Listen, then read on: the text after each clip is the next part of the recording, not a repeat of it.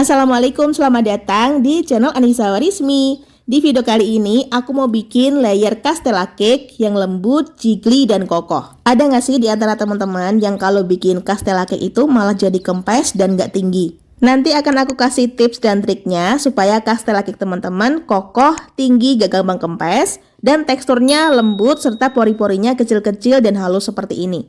Sekarang langsung aja kita ke cara pembuatannya. Yang pertama aku mau siapin loyang. Aku pakai loyang bulat dengan diameter 18 dengan tingginya 7 cm. Dan ini merupakan loyang bulat sambung.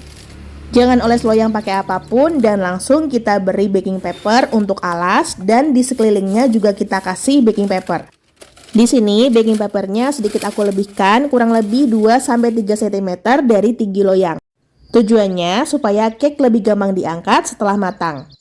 Karena aku pakai loyang bulat dengan sambungan, supaya nggak bocor adonannya, di sini aku siapkan aluminium foil, letakkan di dasar, di bagian luar dari loyang. Tutup loyang dengan aluminium foil, usahakan bagian sambungannya tertutup rapat. Setelah dipastikan rapat, loyang ini akan kita alasi lagi dengan loyang yang ukurannya lebih besar. Aku pakai loyang persegi aja. Di sini alasnya memang double-double. Ini untuk melindungi supaya airnya nggak merembes masuk ke dalam loyang utama, yaitu loyang bulat yang akan menyebabkan cake-nya jadi agak basah. Karena pemanggangan castella cake ini akan menggunakan metode au bain-marie.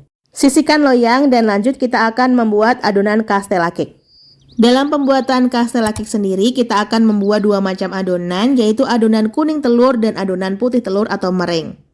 Pertama-tama, pisahkan 5 butir kuning telur dan juga 5 butir putih telur. Usahakan gunakan telur yang fresh, ciri-cirinya putih telurnya itu gampang banget dipisahkan dari kuning telurnya, supaya nanti hasil cake-nya bisa bagus atau bisa mengembang dengan sempurna, karena cake ini tuh tanpa menggunakan bahan pengembang apapun. Selain menggunakan telur yang fresh, usahakan saat memisahkan putih dan kuning telur dalam kondisi yang higienis ya. Dan usahakan letakkan putih telur di wadah atau tempat yang terbuat dari kaca atau stainless steel.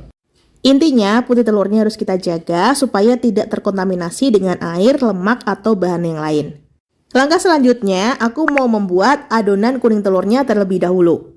Siapkan wadah yang bersih dan kering, nggak perlu yang terbuat dari stainless atau kaca. Kemudian kita masukkan 75 gram tepung terigu protein rendah, tambahkan 64 gram minyak goreng, kemudian kita aduk sampai rata. Setelah rata, teksturnya itu akan mengental dan lembut halus seperti ini ya. Lanjut tambahkan dengan 90 gram susu cair, tambahkan langsung susu cair ke dalam adonan sambil diaduk sampai rata. Setelah cukup rata, tekstur dari adonannya menjadi lebih kental dari sebelumnya. Tambahkan 5 butir kuning telur. Kita masukkan secara bertahap aja sambil diaduk sampai agak tercampur, baru kita masukkan telur yang berikutnya. Di sini telurnya aku tambahkan secara bertahap supaya adonannya nggak kaget dan supaya telurnya lebih gampang tercampur. Setelah semua kuning telur masuk, aduk sampai benar-benar rata. Untuk konsistensi adonan kuning telur yang benar bisa terlihat di sini adonannya itu sangat halus, mulus, dan benar-benar mengkilap. Adonan kuning telur ini akan aku timbang, berat totalnya 272 gram dan akan aku bagi jadi 2 bagian di mana per masing-masing bagiannya beratnya sekitar 136 gram. Setelah dibagi menjadi 2 bagian sama rata, selanjutnya untuk adonan yang pertama akan aku tambahkan dengan 12 gram coklat bubuk. Sebaiknya coklatnya disaring dulu ya supaya nggak menggumpal. Selanjutnya ini kita aduk sampai benar-benar rata. Setelah rata, di sini bisa kita lihat tekstur adonannya masih cukup kental. Bisa kita sisihkan dulu adonan coklat dan lanjut kita akan membuat adonan yang satunya lagi. Adonan kedua aku tambahkan dengan setengah sendok teh pasta vanila, kemudian kita aduk sampai rata. Untuk teksturnya juga masih cukup kental dan halus. Kedua adonan ini akan kita sisihkan dulu dan lanjut kita akan membuat adonan putih telur atau adonan meringue. Caranya mudah tapi cukup tricky. Siapkan wadah atau bowl yang terbuat dari stainless atau kaca, usahakan yang bersih dan kering. Karena kalau wadahnya aja udah terkontaminasi, nanti adonan meringuenya akan susah mengembang. Masukkan 5 butir putih telur, bisa dilihat putih telurnya tuh masih kental, tanda kalau masih fresh. Mixer dengan kecepatan rendah sampai sedang sampai berbuih atau berbusa banyak seperti ini. Kemudian kita masukkan sebanyak 1 sendok teh perasan jeruk nipis atau bisa juga pakai jeruk lemon. Tambahkan lagi dengan sedikit garam, kira-kira 1/4 sendok teh garam. Mixer sebentar. Untuk pemixerannya jangan menggunakan kecepatan tinggi ya, cukup di kecepatan rendah sampai sedang aja. Kemudian tambahkan dengan 90 gram gula pasir. Tambahkan gula pasir secara bertahap sambil kita mixer dengan kecepatan rendah sampai sedang. Aku masukkan di 3 tahapan. Tahap yang pertama kita mixer sebentar sampai agak tercampur, kemudian kita masukkan di tahap berikutnya sampai gula pasirnya habis. Setelah semua gula pasir masuk, ini masih kita mixer selama kurang lebih 2 menitan ya teman-teman, menggunakan kecepatan rendah sampai sedang aja. Pemixerannya kita gunakan kecepatan rendah aja, supaya pori-porinya kecil-kecil, halus, dan teksturnya mengkilap. Nah, kalau udah cukup soft peak atau yang artinya udah berjambul seperti ini, tanda kalau adonan meringnya udah jadi atau udah benar. Pastikan pori-pori dari buihnya ini sangat kecil-kecil, halus, dan mengkilap. Selanjutnya adonan mering ini akan aku timbang, berat totalnya sekitar 320 gram dan akan aku bagi jadi 2 bagian, di mana per masing-masing bagiannya beratnya sekitar 160 gram. Untuk adonan yang pertama, aku ambil sepertiga bagian adonan, kemudian aku masukkan ke adonan coklat. Aduk sampai agak tercampur. Aduk perlahan aja dengan spatula supaya adonan putih telurnya gak gampang kempes. Setelah cukup tercampur, tambahkan lagi dengan sepertiga adonan putih telur dari adonan pertama. Aduk kembali sampai agak tercampur. Dan kalau udah agak tercampur seperti ini, selanjutnya kita tuang di sisa adonan putih telur. Kemudian aduk balik sampai benar-benar rata. Pengadukan baliknya juga kita lakukan secara perlahan-lahan aja supaya adonan putih telurnya gak gampang kempes. Pastikan sampai benar-benar rata, dan kalau udah rata, di sini bisa terlihat konsistensi hasil air adonan coklatnya masih cukup kental dan juga berjejak. Kita sisihkan dulu adonan coklat dan lanjut kita akan membuat adonan vanila. Caranya sama, ambil sepertiga adonan putih telur dari adonan yang kedua, kemudian kita aduk perlahan dengan spatula sampai agak tercampur. Karena adonannya nggak begitu kental seperti adonan coklat, jadi langsung aja aku masukkan ke adonan putih telur adonan yang kedua. Aduk perlahan dengan spatula sampai benar-benar rata ya, pastikan sampai rata supaya nanti hasil air adonannya nggak bantat. Setelah rata, di sini bisa teman-teman perhatikan untuk konsistensi hasil air adonan vanilanya masih cukup kental dan berjejak. Selanjutnya, adonan vanila ini akan kita masukkan ke dalam piping bag atau plastik segitiga supaya nanti lebih gampang saat dituangkan di atas adonan coklat.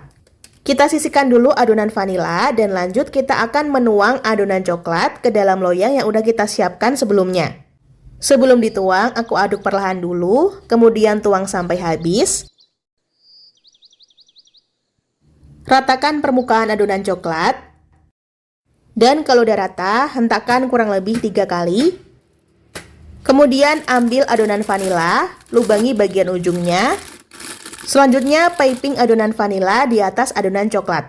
Nah, di sini adonan vanilanya aku masukin dulu ke dalam piping bag supaya hasil tuangannya rata dari samping ke tengah. Sebenarnya bisa aja sih langsung dituang langsung, nggak usah dimasukin dulu ke dalam piping bag, tapi nanti hasilnya jadi kurang rata ya teman-teman. Jadi bagian samping sini mungkin ada yang kebanyakan adonan vanilanya, mungkin ada adonan sebagian yang kebanyakan adonan coklat. Lanjut rapikan permukaan adonan vanila. Dan kalau udah cukup rapi, aku akan bentuk motif dengan tusuk sate di bagian pinggirannya. Masukkan tusuk sate sampai ke dasar, kemudian kita bentuk lengkungan-lengkungan di bagian samping-sampingnya. Usahakan gunakan tusuk sate yang ujungnya agak lebar seperti ini, dan kalau nggak ada, teman-teman bisa menggunakan ujung sendok. Lakukan secara perlahan-lahan aja, dan kalau misalnya nggak pengen dikasih motif seperti ini juga nggak masalah. Tambahkan topping choco chips di atasnya, dan adonan udah siap untuk kita panggang. Sebelum dipanggang, pastikan oven sudah dipanaskan sebelumnya ya, supaya suhunya lebih stabil. Untuk membuat adonan kastela cake ini, adonannya tuh nggak bisa didiamkan terlalu lama, karena memang kita nggak menggunakan bahan pengembang apapun. Jadi, setelah adonannya selesai, langsung kita panggang. Ini ovennya udah aku panaskan ya. Aku letakkan di rak paling bawah. Aku pakai rak teflon bawaan dari ovennya. Tuang kurang lebih 500 ml air hangat ke dalam rak teflon. Tutup oven, kemudian matikan fungsi kipas. Atur suhu di 140 sampai 150 derajat Celcius. Pakainya api atas bawah selama kurang lebih 75 sampai 80 menitan atau sampai matang. Inilah yang disebut pemanggangan dengan metode au bain-marie. Jadi loyang yang berisi adonan kita panggang di atas loyang yang berisi air seperti ini. Ini yang membedakan antara castella cake dan juga chiffon cake. Karena dipanggang di atas air, jadi adonan castella cake jauh lebih lembut dan lebih moist dibanding chiffon cake. Buat teman-teman yang menggunakan oven tangkring, bisa juga lo bikin castella cake seperti ini. Caranya sama aja, teman-teman letakkan juga di rak paling bawah. Kalau nggak ada loyang teflon, teman-teman bisa menggunakan rak yang jaring gitu, kemudian dialasi lagi dengan loyang yang lebih besar. Nah, loyang yang lebih besar tadi itu untuk penampungan airnya. Untuk pemanggangannya, gunakan api sedang cenderung kecil. Dan untuk pemanggangannya memang agak lama ya teman-teman, sekitar 80-90 menitan atau sampai bagian permukaannya berwarna kecoklatan. Dan setelah kurang lebih 75 menitan aku panggang, ini kelihatan bagian permukaannya udah kecoklatan, tandanya udah matang, langsung aja aku keluarkan dari oven. Di sini ovennya jangan dimatikan dulu, kita lihat selama beberapa detik. Kalau misalnya cake-nya agak menyusut, langsung kita masukin ke dalam oven lagi dan panggang sekitar 5 menitan. Tapi kalau cake-nya udah bagus dan gak menyusut, langsung hentakkan beberapa kali, angkat bagian baking papernya, kemudian letakkan di alas kue. Nah, inilah tujuan dari baking paper kita lebihkan sebanyak 2-3 cm-an untuk mengangkat cake-nya, karena cake-nya ini nggak bisa dibalik teman-teman. Kalau dibalik nanti takutnya bagian permukaannya akan mengelupas. Kuliti baking paper secara perlahan-lahan. Dan ini dia hasilnya. Teksturnya tuh sangat lembut dan jiggly. Aromanya juga wangi, perpaduan coklat dan vanila. Layer dari cake-nya juga kelihatan cantik dengan motifnya. Kematangannya juga pas banget, bagian permukaannya berwarna kecoklatan, matangnya sempurna, jadinya ini nggak mudah menyusut. Untuk pemanggangan castella cake sendiri memang dibutuhkan waktu yang lumayan lama, dengan suhu yang lumayan rendah, supaya kematangan dari cake-nya ini lebih merata. Dan juga bisa mengembang dengan sempurna juga. Sebelum dipotong-potong, pastikan cake-nya udah benar-benar dingin ya, supaya hasil potongannya lebih rapi. Sekarang kita lihat bagian dalamnya. Tuh, pori-porinya tuh kecil-kecil dan halus banget, dan ternyata ini motif di dalamnya juga cakep. Teksturnya udah pasti lembut dan sangat jiggly, kematangannya juga udah pas banget ini. Aku suka banget sama hasilnya karena tingginya tuh sekitar 7-8 cm-an gitu. Fluffy juga hasilnya, gak gampang kempes, pokoknya ini recommended banget. Nah, tuh lihat ya, pas aku belah aja, teksturnya tuh beneran selembut ini. Bener-bener fluffy banget, jiggly, terus pori-porinya kecil-kecil, halus dan lembut. Pas dicoba, Masya Allah, ini tuh enak banget. Manisnya itu gak keterlaluan, manisnya tuh pas banget.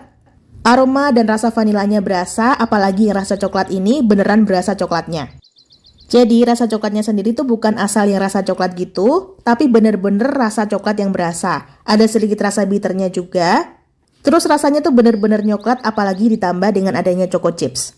Bener-bener selembut ini, jiggly dan sangat moist.